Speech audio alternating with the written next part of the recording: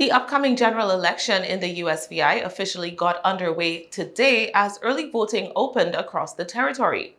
At a meeting last Thursday, Board of Elections officials announced that the Tutu Park Mall on St. Thomas had been approved for early voting, which will run until October 31st.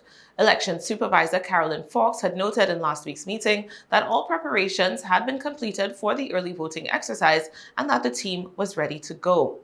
The board also voted to approve an additional center for regular voting on St. Thomas. The Ivana Eudora Keene High School cafeteria will join the University of the Virgin Islands Sports and Fitness Center, the Charlotte Amalie High School Gymnasium, and the Tutu Park Mall as St. Thomas voting centers.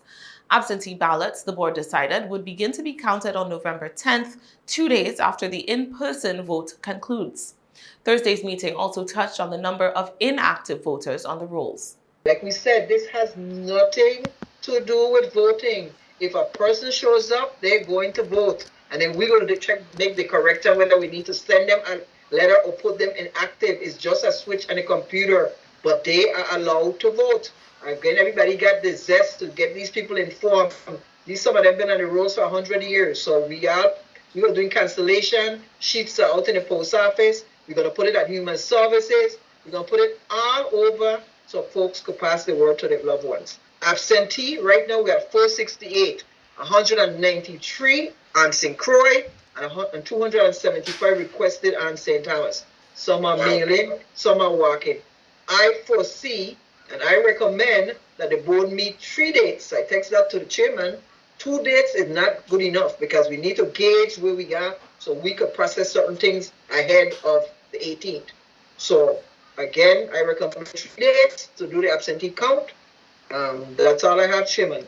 The board scheduled a meeting on November 18th to ensure that any ballots still outstanding were counted, as it has 10 days to certify election results after the November 8th exercise. Supervisor Carolyn Fox also provided an update on the ESS tabulation software and equipment. We're getting servers in both districts, and they should arrive here by October 16th. We had a meeting last Wednesday with the team from ESNS, and so the team's going to be on the ground, one on St. Croix and one on St. Thomas.